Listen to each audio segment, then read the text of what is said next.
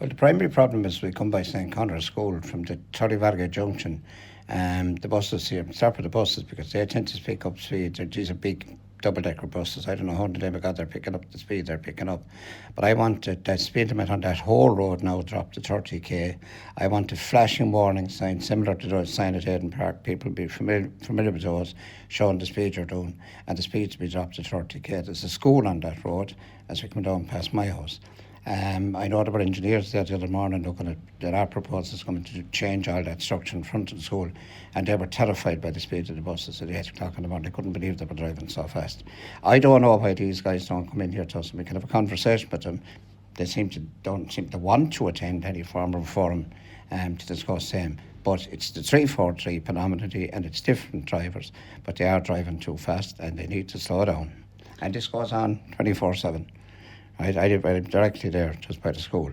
The other thing is we've now got funding, thank God, to improve that roadway from there, Tullvarraga all around to Barrackbury, around by the all-weather pitch, and around by the all-weather pitch, which is now St. Shannon's Rugby Club, the Athletic Club, the Camogie Club, and they're all based along that road. So we've now got funding to do up that road, but the speed limit on that road also needs to be dropped to 30k. And I heard the Minister announce the other day with the current crisis, they want to drop the 30k anyway, but now is a good time to do it for the safety of our children and pedestrians on those roads. And unfortunately, look, joyriding, theft of cars, it's a problem everywhere. Obviously, it's going to be a problem in Shannon too, where you have a lot of industrial estates, you have a lot of, I suppose, big empty areas where people can go and do that. That's unfortunate. It's a problem that Gardaí will always have to tackle. But particularly speeding buses, that is disappointing. Well, that is absolutely disappointing. That's something we can resolve. These are adults, they're not joyriders, you know what I mean? But you can't be driving buses at 16, 70 kilometres down an internal urban road, you know.